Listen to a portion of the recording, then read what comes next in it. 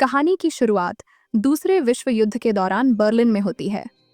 Führer Hitler अपने behaviour coach कैप्पल के साथ है। हिटलर लोगों के ग्रीटिंग जेस्चर से नाखुश है और कैप्पल से शिकायत करता है। वो कहता है कि भले ही नाजी सैल्यूट पुराना हो गया है, लेकिन लोगों को कम से कम अपने हाथ कलाई तक उठाकर रिस्पेक्ट तो दिखाना चाहिए।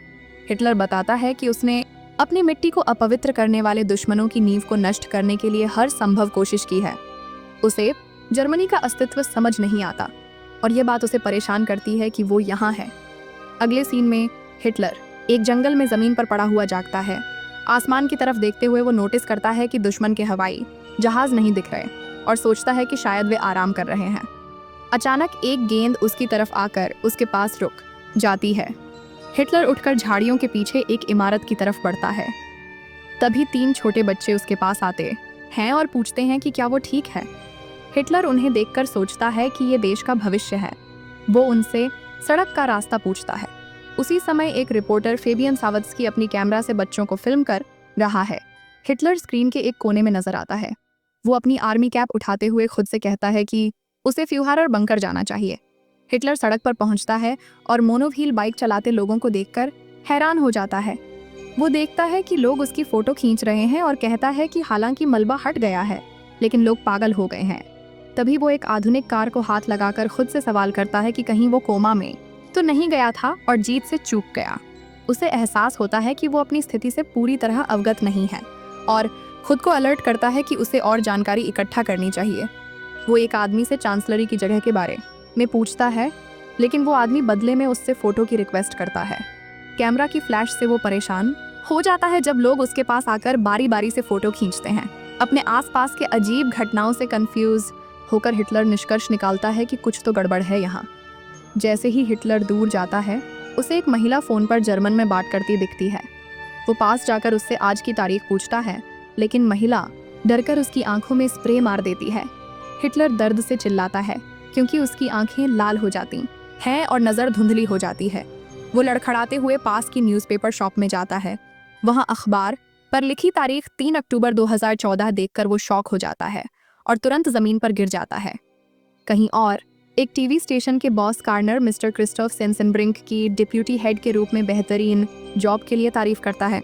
वो उसे हायर पोजीशन का प्रस्ताव देता है, लेकिन बदले में मिस कार्ट्जा बेलेनी को मैनेजिंग डायरेक्टर घोषित कर देता है। इससे क्रिस्टोफ शॉक्ड और नाखुश हो जाता है। वो अपने ऑफिस में आकर एक स्ट्रगलिंग फिल्म मेकर फेबियन पर अपना गुस्सा निकालता है। फेबियन के सारे प्रयासों के बावजूद उसे फायर कर दिया जाता है और गार्ड्स उसे बाहर फेंक देते हैं। कुछ समय बाद हिटलर न्यूज़ शॉप में जागता है और दुकानदार से तारीख पूछता है। दुकानदार कंफर्म करता है कि ये सच में 2014 है। कंफ्यूज्ड हिटलर पूछता है कि क्या दुकानदार ने उसे किडनैप किया है और शक करता है कि कहीं यह दुश्मन की सीक्रेट सर्विस की चाल तो नहीं। वो दुकानदार को जान से मारने की धमकी देता है अगर वो दुश्मन के लिए काम कर रहा है, लेकिन दुकानदार उसे चॉकलेट का बार दे देता है।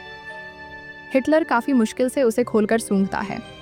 वो इसे इंडस्ट्रियली प्रेस्ड ग्रेन बताता है और दुकानदार से पूछता है कि क्या अभी भी ब्रेड की कमी है। दुकानदार हिटलर से पूछता है कि कहीं पास में कोई डॉक्यूमेंट्री शूट हो रही है, उसे एक्टर समझकर। दुकानदार कहता है कि वो बिल्कुल फ्यूहरर जैसा दिख रहा है, जिसके जवाब में हिटलर कहता है कि वो ही फ्यूहरर है। इसके बाद हिटलर तुर्की न्यूज़पेपर देखकर पूछता है कि क्या दुकानदार के पास स्टर्मर या पेंजबार है। दुकानदार बताता है कि उसके यहाँ ज़्यादा तुर्की कस्टमर्स आते हैं। बर्लिन में तुर्की लोगों की मौजूदगी से हिटलर हैरान हो जाता है। अखबार पढ़ते हुए वो मान लेता है कि उसने पास्ट में युद्ध नहीं जीता था और जर्मनी को गीली नूडल जैसे करिश्मा वाली अनाड़ी महिलाओं के हाथों में दे दिया गया था। वो पोलैंड के अस्तित्व पर दुख व्यक्त करता है और युद्ध को पूरी तरह से व्यर्थ मानता है। इसी दौरान फेबियन अपनी सॉकर वीडियो रिपोर्टिंग देखकर रो रहा है क्योंकि उसे फायर कर दिया गया था। उसकी माँ उसे शांत करती है और वीडियो पॉज करने को कहती है, बैकग्राउंड में हिटलर को नोटिस करके। फेबियन हिटलर जैसे दिखने वाले व्यक्ति को देखकर अमेज्ड हो जाता है। वापस शॉप में दुकानदार हिटलर से अखबार रखकर बाहर खड़े होने को कहता है। हिटलर काम करने को कहे जाने पर नाराज हो जाता है। दुकानदार हिटलर को सुझाव देता है कि वो अपने कपड़े साफ करे क्योंकि वे बदबू दे रहे हैं। वो लैंड्री जाकर अपनी यूनिफॉर्म साफ कराने को कहता है। हिटलर पूछता है कि क्या उनके पास दूसरी यूनिफॉर्म है क्योंकि वो नंगे नहीं जा सकता। अगले सीन में हिटलर जीन्स और स्वेटर पहनकर न्यूज़ सेलर के पास जाता है। दूसरी तरफ फेबियन किसी तरह उसे ढूंढने में कामयाब हो गया है। और शॉप में उसका इंतजार कर रहा है। हिटलर को देखकर वो उसकी अपीयरेंस से अमेज्ड हो जाता है। फेबियन हिटलर से पूछता है कि क्या वो उसे फिल्म कर सकता है जब वो मॉडर्न जर्मनी में मार्च करे। हिटलर इस आइडिया से राजी हो जाता है। फेबियन अपनी माँ से कुछ कैश और कार लेकर हिटलर के साथ अपना सफर शुरू करता है। दोनों एक होटल में पहुंचते हैं जहां हिटलर टेलीविजन देखकर अमेज्ड हो जाता है। वो फेबियन की प्रेजेंटेशन में पॉलिटिक्स के बारे में बात करने का फैसला करता है। वो अलग अलग जगह जाकर लोगों से राजनीति पर उनके विचार पूछता है। इंटरव्यू के बाद उसे पता चलता है कि उसकी अनुपस्थिति के दौरान लोकतंत्र का लोगों पर न्यूनतम प्रभाव पड़ा था। वो लोगों में असंतोष और दमित गुस्सा देखता है जो उसे 1930 के दशक की याद दिलाता है, जब लोगों के समान विचार थे लेकिन पॉलिटिकल डिसेंसेंटमेंट शब्द नहीं था। लोग हिटलर को देश में इमिग्रेंट्स की समस्या के बारे में बताते हैं, जिससे हिटलर अपना आइडिया पुश करता है कि नस्लों का मिलना काम नहीं करता। बाद में फेबियन हिटलर से उसकी यूनिक मूंछों का स्रोत पूछता है। हिटलर जवाब देता है कि उसने अपनी मूंछों को गैस मास्क फिट करने के लिए इस शेप में काटा था। कुछ देर बाद दोनों एक फार्म पहुंचते हैं जहां हिटलर को एक कुत्ते ने काट लिया। वो गुस्से में आकर जानवर पर गोली चला देता है। फेबियन उसे डांटता है और बंदूक छीन लेता है। जैसे जैसे टूर चलता रहता है, फेबियन के पास कैश खत्म हो जाता है, लेकिन वो एक प्लान सोचता है और राहगीरों को मना लेता है कि वे हिटलर से अपने स्केच बनवाएं। हिटलर व्यंग्यात्मक तस्वीरें बनाता है जिन्हें लोग मज़ेदार पाकर उसके लिए पैसे देते हैं। पर्याप्त पैसे इकट्ठा करने के बाद वे अपनी यात्रा जारी रखते हैं। वापस शहर में फेबियन क्रिस्टोफ को हिटलर की क्लिप दिखाता है। वीडियो में बहुत सारे व्यूज़ हैं क्योंकि फेबियन ने इसे इंटरनेट पर अपलोड किया था। क्रिस्टोफ वीडियो में व्यूज़ की बड़ी संख्या से इम्प्रेस्ड हो जाता है। वो फेबियन से हिटलर का नाम और कॉन्टैक्ट नंबर मांगता है। मिलने के बाद क्रिस्टोफ को शक होता है कि हिटलर पागल है और फेबियन से कहता है कि वो उसे ऑफिस से दूर ले जाए। जाने से पहले हिटलर डायरेक्टर के ऑफिस में घुसकर उससे कहता है कि वो उसके साथ मिलकर जर्मनी को बचाए। इस आइडिया में दिलचस्पी लेते हुए बेलेनी उससे प्लान के बारे में पूछती है। हिटलर के आइडिया सुनकर वो तुरंत अपने असिस्टेंट से फ्यूहरर को ब्रॉडकास्ट करने के लिए एक प्रॉपर टीवी फॉर्मेट तैयार करने को कहती है। फेबियन फिर क्रिस्टोफ को धमकी देता है कि या तो वो उसकी जॉब वापस दे दे या फिर वो हिटलर को ले जाएगा। ये सुनकर क्रिस्टोफ उसे किचन बॉय बना देता है और वादा करता है कि नई एडिटोरियल पोस्ट खुलने पर उसे प्रमोट कर देगा। कुछ समय बाद हिटलर को टीवी स्टूडियो में एक टेबल दी जाती है। क्रिस्टोफ क्रोमेयर को कंप्यूटर इस्तेमाल में हिटलर की मदद करने के लिए बुलाता है। हिटलर अपने ज़माने के कंप्यूटर्स को याद करता है और इस आविष्कार को सबसे महान बताता है। क्रोमेयर हिटलर को मेल के लिए साइन अप कराने की कोशिश करती है, लेकिन बताती है कि उसका नाम पहले से लिया हुआ है। हिटलर दूसरों के अपना नाम चुराने पर गुस्से में गुर्राता है और उसे न्यू रीच चांसलरी इस्तेमाल करने को कहता है क्योंकि उसे यह पसंद है। क्रिस्टोफ हिटलर को एक लाइव कॉमेडी शो व्होआ ड्यूड में डालने का प्लान करता है। वो अभी भी खफा है क्योंकि उसकी बजाय बेलेनी को प्रमोशन मिला था और वो उसके लिए परेशानी खड़ी करना चाहता है। वो यहूदियों पर व्यंग्यात्मक जोक्स के जरिए बहस में नस्लवाद लाकर हिटलर को बाहर फेंकने का इरादा रखता है। शो शुरू होता है और होस्ट विट्जिगमैन हिटलर को स्टेज पर बुलाता है। ऑडियंस हिटलर की अपीयरेंस के बारे में गॉसिप करती है, लेकिन जब हिटलर ऑडियंस को घूरता है, हॉल बिल्कुल शांत हो जाता है। हिटलर जल्द ही खामोशी तोड़ता है, लेकिन स्क्रिप्ट के मुताबिक लाइंस नहीं पढ़ता। वो बताता है कि उसे इमिग्रेंट्स के बारे में जोक बताना था, लेकिन वो ऐसा नहीं करेगा। वो कहता है कि टीवी इंसान का महान आविष्कार है, लेकिन जो शोज ब्रॉडकास्ट होते हैं वे बकवास हैं। वो गरीबी और बेरोजगारी जैसी समस्याओं पर रोशनी डालता है और भविष्यवाणी करता है कि देश के लोग बिना ध्यान दिए रसातल की तरफ बढ़ रहे हैं। हिटलर कसम खाता है कि वो टीवी के खिलाफ न सिर्फ रसातल के ब्रॉडकास्ट तक बल्कि उन पर जीत हासिल करने तक लड़ेगा। सभी को यह आइडिया पसंद आता है और वे उसके लिए तालियां बजाते हैं। हिटलर की पॉपुलैरिटी देखकर होस्ट विट्जिगमैन ईर्ष्या करता है। बेलेनी क्रिस्टोफ से हर शो में हिटलर को ब्रॉडकास्ट करने को कहती है। अपने प्लान की फेलियर से क्रिस्टोफ परेशान हो जाता है। अगले सीन में हम हिटलर को कई टीवी शोज में इंटरव्यू देते देखते हैं और वो बताता है कि उसका मकसद जर्मनी को फिर से महान बनाना है। उसकी पॉपुलैरिटी बेहद बढ़ जाती है और वो कई लोगों और पार्टी लीडर्स से मिलता है। वो अपने आइडिया शेयर करके सभी को चार्म करना शुरू कर देता है। एक दिन हिटलर और फेबियन बर्लिन में एनपीडी हेडक्वार्टर जाते हैं। वो एनपीडी के फेडरल चेयरमैन उल्फ बर्न को बुलाकर पूछता है कि उसके कारण से अब तक क्या हासिल हुआ है। हिटलर उसे नीचा दिखाता है और कहता है कि उन्होंने काफ़ी समय बर्बाद किया है और उनके शब्दों के कारण मूवमेंट दशकों पीछे चला गया है। जब पुलिस और डिस्ट्रिक्ट अटॉर्नी टीवी स्टूडियो में दिखाई देते हैं तो क्रिस्टोफ एक्साइटेड और खुश हो जाता है। वे बताते हैं कि वे हेट लॉज के वायलेशन की शिकायत के लिए यहाँ हैं। बेलेनी पूछती है कि अब उन्हें क्या करना चाहिए। तुरंत क्रिस्टोफ कहता है कि शायद उन्हें फ्यूहरर शो कैंसिल करना पड़ेगा। डीए कहता है कि वे ब्रॉडकास्टिंग जारी रख सकते हैं। बेलेनी राहत की सांस लेती है जबकि क्रिस्टोफ फेक स्माइल करता है। डीए के जाने के बाद क्रोमेयर क्रिस्टोफ को एक लेटर देती है जिसमें उस कुत्ते के पेमेंट की बात है जिसे हिटलर ने अपनी ट्रिप में शूट किया था। क्रिस्टोफ लेटर खुशी से लेता है क्योंकि उसे लगता है कि यह परेशानी पैदा करने का तरीका हो सकता है। अगले सीन में हिटलर को एक टीवी प्रोग्राम में डाला जाता है जहां उससे युद्ध में उसकी अलग अलग भूमिकाओं के बारे में सीधे सवाल पूछे जाते हैं। हिटलर जवाब देता है कि वो लोगों तक पहुंचना चाहता है, लेकिन इंटरव्यूअर उसे बताता है कि उसके सभी कार्यों को जस्टिफाई नहीं किया जा सकता।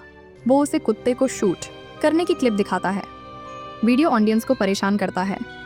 हिटलर गुस्से में आकर उसे धमकी देता है कि वो उसके साथ भी वही करेगा। वो आगे कहता है कि वो उनके स्टूडियो को टैंक्स की पार्किंग लॉट बना देगा।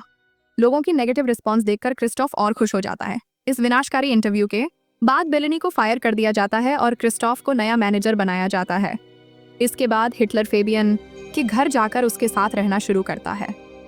वो भाग्य के द्वारा अपनाए गए रास्ते पर अमेजमेंट व्यक्त करता है और अपनी दूसरी किताब लिखना शुरू करता है। किताब जल्द ही मार्केट में हिट हो जाती है। 3 महीने बाद टीवी स्टूडियो में सभी एक मीटिंग में बैठते हैं जहां कंपनी के भारी नुकसान की चर्चा होती है। क्रिस्टोफ को लगता है कि विट्जिगमैन का शो उन्हें वापस ट्रैक पर ला देगा, लेकिन एक एम्प्लॉय उसे बताता है कि उसने अपनी जॉब छोड़ दी है। क्रिस्टोफ टेंस हो जाता है और चुने गए एम्प्लॉयज पर शो गंवाने के लिए गुस्सा होता है। स्टाफ में से कोई हिटलर को वापस लाने का सुझाव देता है जिससे क्रिस्टोफ की दिलचस्पी बढ़ जाती है। वो फिर से हिटलर को ढूंढता है और फेबियन को ऑफर करता है कि वो उनकी फिल्म में 1 मिलियन इन्वेस्ट करेगा जो फेबियन और हिटलर शूट कर रहे हैं। बदले में वे उन्हें अपनी टीवी पर मूवी ब्रॉडकास्ट करने देंगे। हिटलर और फेबियन क्रोमेयर के घर आते हैं जहां क्रोमेयर की दादी हिटलर को पहचान लेती है। वो दावा करती है कि हिटलर ने सभी लोगों को गैस चैम्बर में मार डाला था। वो उसे अपराधी कहती है और चिल्लाकर बाहर निकलने को कहती है। कार में हिटलर बताता है कि वो हैरान है कि क्रोमेयर यहूदी है। वो यहूदियों को इंसानों से कम बताकर उन्हें नीचा दिखाना शुरू करता है। फेबियन हिटलर के एक्शंस और उसके शब्दों से डिसअपॉइंटेड हो जाता है। वापस सेट पर फेबियन हिटलर से रिप्ले कराता है कि वो इस जगह कैसे पहुंचा। वो हिटलर से पूछता है कि जंगल में गेंद के आने से पहले क्या हुआ था, लेकिन हिटलर को कुछ याद नहीं आता। रात में वो सेट से बाहर निकलता है और कुछ गुंडों से घिर जाता है। वे उसे जर्मनी को वापस ले जाने की वजह बताते हैं और उसके चेहरे पर जोरदार मार मारते हैं। जब हिटलर अपनी आंखें खोलता है तो वो खुद को हॉस्पिटल में बेलेनी के सामने पाता है। उसी समय फेबियन अपनी उस वीडियो फुटेज को देखता है जो उसने लड़कों और सॉकर के बारे में कैप्चर की थी। वो इसे करीब से देखता है और पाता है कि हिटलर वहां से उठकर आया था जहां वो लेटा हुआ था। फेबियन को यह देखकर अमेजमेंट होता है कि इससे पहले क्या हुआ था। वो तुरंत उस जगह जाता है और वहां एक बोर्ड पाता है जिस पर लिखा है फ्यूहरर बंकर की हिस्टोरिकल लोकेशन। फेबियन हॉस्पिटल की तरफ भागता है लेकिन हिटलर को वहां नहीं पाता। बेलेनी बताती है कि वो शूटिंग सेट की तरफ गया है। फेबियन बताता है कि वो असली एडोल्फ हिटलर है, लेकिन बेलेनी उसकी बात पर यकीन नहीं करती। फेबियन पागलों की तरह एक्ट करता है और हिस्टेरिकली अपनी थ्योरी समझाने की कोशिश करता है। गार्ड्स उसे पकड़ने की कोशिश करते हैं लेकिन वो भाग जाता है। फेबियन फिर सेट पर पहुंचता है और हिटलर पर बंदूक तान देता है। जब उसकी पहचान के बारे में पूछा जाता है तो हिटलर समझाता है कि उसने कभी दावा नहीं किया कि वो कोई और है। फेबियन कहता है कि हिटलर अपने प्रोपेगेंडा से लोगों को फूल रहा है, जिसके जवाब में हिटलर कहता है कि लोगों ने 1933 में एक लीडर को चुना था जिसने अपना पूरा आइडिया खुले तौर पर शेयर किया था। फेबियन हिटलर को अपनी बंदूक के साथ एक बिल्डिंग की टॉप पर ले जाता है। वो हिटलर को कॉर्नर करके उसे मॉन्स्टर घोषित करता है। हिटलर बदले में तालियां बजाकर कहता है कि आम लोगों ने एक असाधारण आदमी को चुना और देश की किस्मत उसके हाथों में सौंपी। वो समझाता है कि लोगों ने उसे इसलिए चुना क्योंकि वे अपने दिल में वही वैल्यूज रखते हैं। गुस्से में आया फेबियन हिटलर को शूट करता है जिससे वो बिल्डिंग से नीचे सड़क पर गिर जाता है। जल्द ही फेबियन को हिटलर की आवाज़ सुनाई देती है जो कहता है कि कोई भी जर्मन उससे छुटकारा नहीं पा सकता, और हिटलर जो अभी अभी नीचे फेंका गया था फिर से उसके पीछे नजर आता है। तभी बेलेनी स्टूडियो में कट की आवाज़ लगाती है और सभी शूट के लिए चीयर करते हैं। पता चलता है कि ये सिर्फ एक फिल्म शूट था और एक रैंडम एक्टर फेबियन का रोल प्ले कर रहा था। हिटलर फिर सभी से कहता है कि वे उन कॉमरेड्स को याद रखें जो उनके साथ नहीं हो सके। कहीं और क्रोमेयर मेंटल वार्ड में एक छेद से फेबियन को देखकर रो रही है। हिटलर और बेलेनी फिल्म के बूम होने के बाद लोगों को ऑटोग्राफ देने और इंटरव्यूज देने में बिजी हैं। जैसे ही वे एक कार के पास से गुजरते हैं, सड़क पर लोग हिटलर को पसंद करते नजर आते हैं और उसे रिस्पेक्ट के साथ ग्रीट करते हैं। तो दोस्तों, ये था लुक हुज बैक की पूरी कहानी। ये फिल्म एक गहरी सैटायर है जो दिखाती है कि कैसे लोग आसानी से मैनिपुलेट हो सकते हैं और इतिहास खुद को रिपीट कर सकता है। अगर आपको यह वीडियो पसंद आया हो तो प्लीज़ लाइक करें, सब्सक्राइब करें और बेल आइकन दबाकर नोटिफिकेशन ऑन करें ताकि आपको हमारे नए वीडियोस की जानकारी मिलती रहे। देखने के लिए शुक्रिया।